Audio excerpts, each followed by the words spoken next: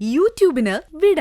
സൂര്യയിലെ എല്ലാ പരമ്പരകളും സംരക്ഷണത്തിന് ശേഷം തികച്ചും സൗജന്യമായി സൺ നെക്സ്റ്റ് ആപ്പ് ഡൗൺലോഡ് ചെയ്യൂ. കണ്ടാസ്വദിക്കാം നിങ്ങളുടെ പ്രിയ പരമ്പരകൾ. ഒരു കാര്യമില്ലാതെ ആ ദർശന പറയുന്നതും കേട്ട് ചുമ്മാ ഇവിടെ നിന്ന് ഗിരിജയോട് ഇങ്ങോട്ട് വന്നവൻ സംസാരിച്ചത് ചേച്ചി കേട്ടില്ലല്ലോ.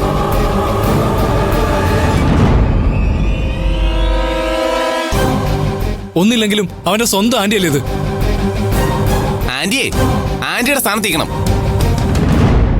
എന്റെ അമ്മയുടെയും ചോട്ടുവിന്റെ നേർക്ക് നിങ്ങൾ നിങ്ങളുടെ കുത്തിത്തിരിപ്പും കൊണ്ട് വന്നാലുണ്ടല്ലോ, ആന്റിയാണെന്നും ഞാൻ നോക്കില്ല.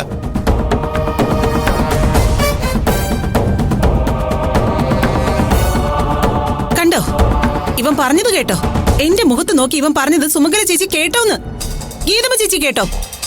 പവി, മുമ്പൊന്നും പറഞ്ഞതുപോലെ അല്ലേ ഇത്. ഇപ്പൊ ഇവളെയും വിളിച്ചോണ്ട് ഈ വീട്ടിൽ നിന്ന് ഇറങ്ങണം. പറ്റില്ല ചേച്ചി.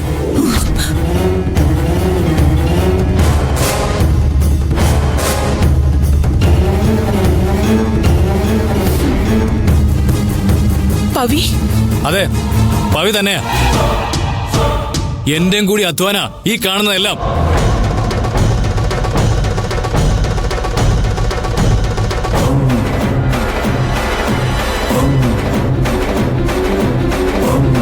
എല്ലാ നേട്ടങ്ങളുടെയും മുകളിൽ കസേരയിട്ടങ്ങ് ഇരുന്നിട്ടേ ഇറങ്ങി പോവാൻ പറഞ്ഞ അത് പറ്റില്ലെന്നേ ഞാൻ പറയൂ.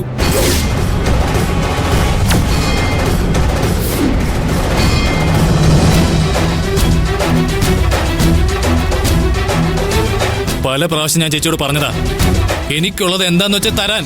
കോടികളുടെ ആസ്തിയുണ്ടല്ലോ കമ്പനിക്ക്. ചേച്ചിയെ വീട്ടില് കസേരയിട്ട് ഇരുന്നിട്ടേ ഉള്ളൂ. നഷ്ടം വരാതെ എല്ല് വെള്ളമാക്കി നമ്മുടെ കമ്പനി നിലനിർത്തിയത് ഞാനാ.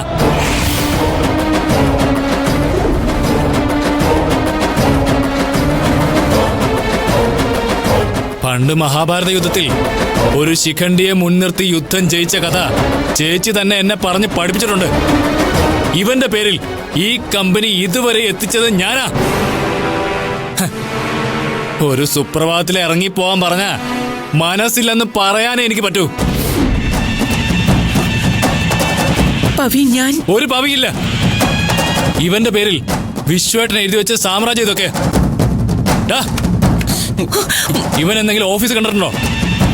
ഏതെങ്കിലും ഫാക്ടറി കണ്ടിട്ടുണ്ടോ നീ? ഫിനാൻസ് കമ്പനിയോ മാർക്കറ്റിംഗ് ഫീൽഡോ? എന്തിന്? കെട്ടിയിട്ട കടകളുടെ മാസവാടക പിരിച്ചെടുക്കാൻ വന്നിട്ടുണ്ടോ? ഇതൊക്കെ എന്റെ അധ്വാനത്തിന്റെ ഫല. കയ്യും വീശി ഇറങ്ങി പോവാൻ മനസ്സില്ലാന്ന് തന്നെയാ.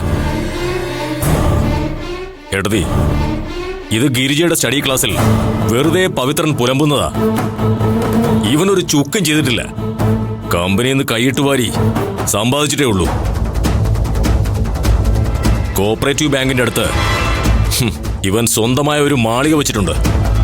മാളിക എന്ന് പറഞ്ഞാൽ പോരാ, അതൊരു കൊട്ടാരം തന്നെയാ. അതിനുള്ള പണം ഇവൻ ഉണ്ടാക്കിയത് എവിടുന്നാ? ഇത്തിൽക്കണ്ണി പോലെ നമ്മുടെ കമ്പനിയിൽ വേരൂന്നി വലിച്ചെടുത്തതാ മൊത്തം.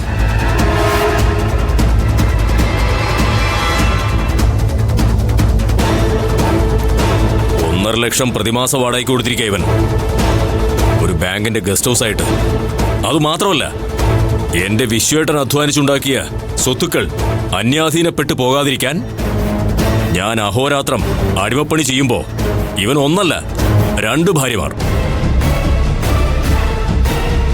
പിന്നെ പേരിന് പല വെപ്പാട്ടികൾ.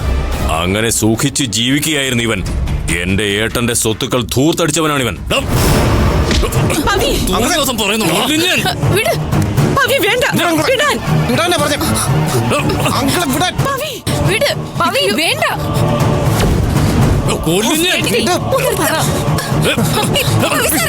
പിന്നെ ഞാൻ വശക്കില്ലടാ.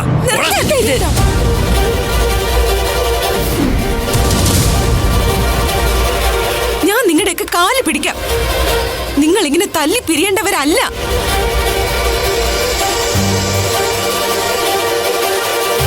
എന്റെ അനിയത്തിയുടെ പേരിൽ തുടങ്ങിയ ഈ വഴക്ക് ഞാൻ ഇവിടെ അവസാനിപ്പിക്കും. ഗിരിജ മാഡം, ഒന്ന് പറഞ്ഞ് സമാധാനിപ്പിക്ക്. എനിക്ക് ഒന്നും വേണ്ട, എന്റെ ഭർത്താവിന് ഒന്നും വേണ്ട. കമ്പനിയോ ഫാക്ടറിയോ വേണ്ട.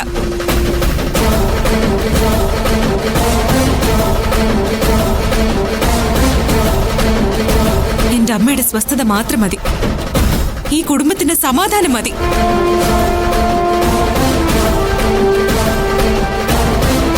ഞാൻ രൂപേഷേട്ടനെയും കൊണ്ട് ഇവിടുന്ന് ഇറങ്ങണമെങ്കിൽ, നിങ്ങളുടെ ആഗ്രഹം അതാണെങ്കിൽ, അതിന് വേണമെങ്കിലും ഞാൻ തയ്യാറാണ്.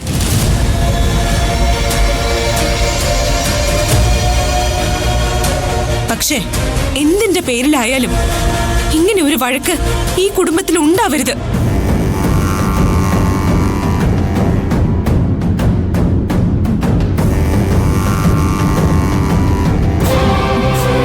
ഒരുപക്ഷെ ഗിരിജ മേഡം പറഞ്ഞതുപോലെ ഒരു ഗതികെട്ട ജന്മമായിരിക്കും എന്റേത്. അച്ഛനും അമ്മയും പാതി വഴിക്ക് ഉപേക്ഷിച്ചു പോയി. എനിക്കിനി എന്റെ അനിയത്തി മാത്രമേ ഉള്ളൂ.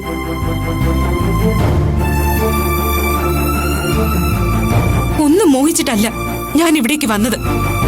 പക്ഷേ എന്റെ അനിയത്തിയെ ഏതെങ്കിലും രീതിയിൽ ദ്രോഹിക്കാനോ ഉപദ്രവിക്കാനോ ശ്രമിച്ചാ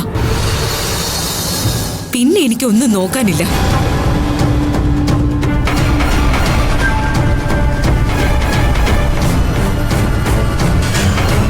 തൽക്കാലം എന്നെ കരുതി ഈ വഴക്കിവിടെ അവസാനിപ്പിക്കണം.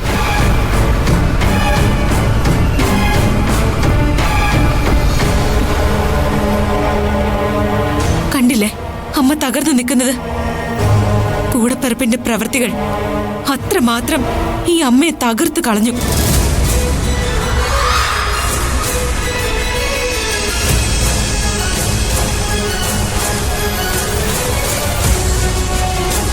ഒരിക്കലും ഉണങ്ങാത്ത മുറിവ പവിത്രൻ സാറ് സ്വന്തം പെങ്ങക്ക് സമ്മാനിച്ചത്. വേണ്ട മോളെ, ഒന്നും ഇപ്പൊ അവനോട് പറയണ്ട. അവൻ ഒരുപാട് വളർന്നിരിക്കുന്നു. എന്റെ വിരലിൽ പിടിച്ച് നടന്നിരുന്ന എന്റെ പവി അല്ല ഇത്. ചേച്ചി ചേച്ചിന്ന് പറഞ്ഞ് എന്റെ സാരി തുമ്പി പിടിച്ച് നടന്ന എന്റെ പവി അല്ല ഇത്.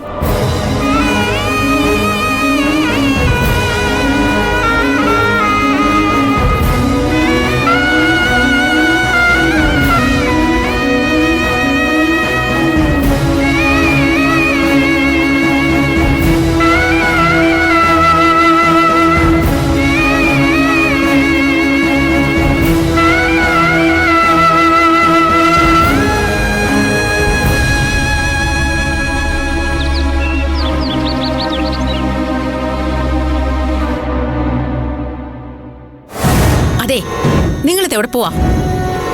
എന്റെ മോനെ ലോക്കപ്പിൽ നിന്ന് ഇറക്കാതെ നിങ്ങൾ ഇനി മറ്റുള്ള അടുത്തേക്ക് അങ്ങനെ പോവണ്ട. കാശ് എത്ര ലക്ഷം വേണമെങ്കിലും തരാന്ന് ഞാൻ പറഞ്ഞതല്ലേ? പക്ഷേ ആ കാശ് വാങ്ങി നിങ്ങൾ മരുമക്കളെ ഊട്ടി പരിപോഷിപ്പിക്കാന്ന് വിചാരിച്ചാ അത് നടക്കില്ല. നീ കട്ടും പിടിച്ചു പറിച്ചും കൊള്ളരുതായ്മയ്ക്ക് കൂട്ടുനിന്നും സമ്പാദിച്ചതിന്ന് ഒരു ചില്ലി കാശ് പോലും എനിക്ക് വേണ്ട. ഓ, ഒരു സമ്പാദ്യക്കാരൻ. മാന്യമായി ഉണ്ടാക്കിയ കോടികളല്ലേ നിങ്ങളുടെ അക്കൗണ്ടിൽ അടയിട്ടങ്ങിരിക്കുന്നത്. ഞാൻ അറിയാതെ ഈ വീട് പണയം വെച്ച കാശെടുത്താ നിങ്ങൾ അവളുടെ കല്യാണം ഉണ്ടാക്കിയതെന്ന് ഞാൻ അറിഞ്ഞു. അവരെ ഇങ്ങോട്ട് കാശ് തന്ന് നടത്തിക്കോളാന്ന് പറഞ്ഞ കല്യാണമാ നിങ്ങൾ എന്റെ വീട് ബാങ്കിൽ വെച്ച് പലിശക്കെടുത്ത പണം കൊണ്ട് നടത്തിയത്. ഒരഭിമാനി. ഇല്ലാത്തവരല്ലോ, വേണ്ടുവോളം ഉള്ളവർ തന്നെ അല്ലേ അവിടെ നിങ്ങളുടെ ഒടുക്കത്തെ അഭിമാനത്തിന്റെ പേരും പറഞ്ഞ് നശിപ്പിച്ചത്. ഇനി എങ്ങനാ പുളിങ്കുരു? ഏക്കർ കണക്കിന് തെങ്ങിൻ തോപ്പുണ്ടല്ലോ. അവിടെ നടന്നു വീഴുന്ന തേങ്ങയും അടക്കയൊക്കെ പെറുക്കി വിറ്റ് ലോൺ അടയ്ക്കാന്നായിരിക്കും. എന്നിട്ടോ കണ്ണി കണ്ട അലവലാതി പെണ്ണുങ്ങളുടെ ധർമ്മ കല്യാണവും നടത്തി പുണ്യാത്മാവായി. നിനക്കത് പറഞ്ഞാൽ മനസ്സിലാവില്ല സുധർമ്മേ. നിന്നെ പറഞ്ഞിട്ട് കാര്യമില്ല. അച്ഛനും അമ്മയും നഷ്ടപ്പെട്ടവൾ അവള്. അവൾ കൂടി അവകാശപ്പെട്ട ഈ വീട്ടിൽ നിന്ന് നീ ഇറക്കി വിട്ടപ്പോ തെരുവിലും കടത്തിണ്ണയിലും അമ്പലപ്പറമ്പിലും പേടിയോടെ കഴിഞ്ഞവരവര്. ഞാനോ പേടിയുള്ളൊരമ്മാവൻ. ദർശന പറയും പോലെ സ്വന്തം ഭാര്യയെ നിലയ്ക്ക് നിർത്താൻ അറിയാത്തവൻ. ഞാൻ അങ്ങനെ ആയിപ്പോയി. ഫലത്തിൽ എന്റെ ബന്ധുത്വം കൊണ്ട് അവൾക്കൊരു ഗുണം ഉണ്ടായിട്ടില്ല. അനാഥരുടെ ജീവിതാവസ്ഥ എന്താണെന്ന് അവൾ തിരിച്ചറിഞ്ഞു. അതുകൊണ്ടാ തന്നെ പോലെയുള്ള അനാഥ പെൺകുട്ടികൾക്ക് മംഗല്യ ഭാഗ്യം ഒരുക്കാൻ അവൾക്ക് തോന്നിയത്. എനിക്കതിൽ അവളോട് ബഹുമാനമേ ഉള്ളൂ.